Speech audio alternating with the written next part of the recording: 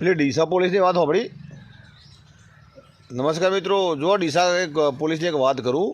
હમણાં એક ભૂવો પકડી લાવ્યા રાયસવન જઈને પોલીસ જઈને. આમાં વાતમાં એવું હતું ને કે તોની કોઈ ડીસા આજુબાજુના કોઈ ગામડાનો એક ભાઈ હતો, ભાઈબંધ હતો. તે એમને શું કર્યું, એને એક ભૂવો મળ્યો તાંત્રિક વિદ્યાવાળો કે હું તમારે પૈસા ડબલ કરી આલું. અને એ બધી વાતના સકંજામ લઈને અમને બિચારાનો વિશ્વાસમાં લીધો.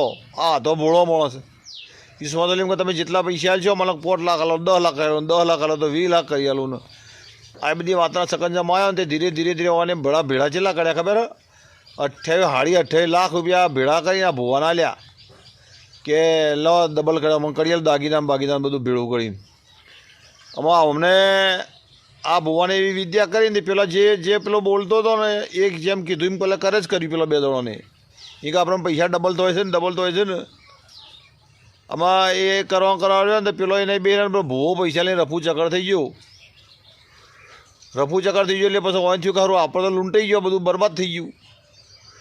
આજુબાજુ વળણ ખબર પડી એટલે આ તો શું થયું તો શરમ ના મળે પૈસા જતા રહે એટલે બિચારો શું કરે તે આપઘાત કરવા જાય તો કોઈને પોલીસને જોણ કરી એટલે પોલીસ પકડી લે પોલું ઉગાડું થયું કે આ ભૂવો ઓન કરી ગયો. એટલે આ ભાઈ છો દિવસ પૈસા છો ડબલ થતા છે તમે વિચાર તો કરો, તો પૈસા ડબલ કરવો હોય તો એ ભૂવો એના ઘેર ન કરે. 500 ના 1000 2000 5000 10,000 થોડું લોજિક થોડું મગજ આપણું તો દોડાવવું પડે ના દોડાવવું પડે કે આ એ બે ભૂવો બેઠા બેઠા ડબલ કરી મજા ના કરે. રૂપડો એ એસીમાં જીવા શું કરવા વગર તમારી કણ માગવા આવે?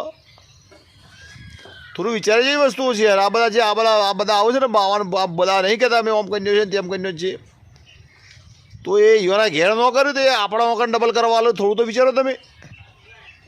આવી બધી બાબતો ખરી ને એ બધી બાબતો કદાચ પડાય જ નહીં. ડબલ ટ્રબલ નોંધ હોય. આ ઠગના અસંખ્ય કિસ્સાઓ બને છે તો હજી પબ્લિક સુધરતી નહીં. ખરેખર કાયમ અમે તો કંઈક ભાઈ આ બધા ભૂવાના ભોપાળાના બધા ધમાલામાં પડશો જ નહીં તમે, ને બરબાદ થઈ જાઓ તમે લોકો. આ તો ઠીક છે કે સારું છે તે પેલી પોલીસને કોઈ જોણ કરી પોલીસ જઈને છે રાયસોન જઈને પકડી લઈને તમારે પૈસા પાછા આલ્યા. એટલે પહેલાં તો પોલીસને ધન્યવાદ છે, ખૂબ ખૂબ ધન્યવાદ કહેવાય કે આ કોમ સારું કરી ગરીબ પરિવારને બિચારાને મળતોય બચાવ્યો અને પૈસા આલાયા.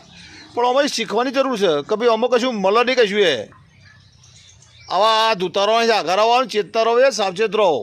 આ લોકો તો ઘેર તો પોણિયા ના પાડે કાઢી મેળવા પડે.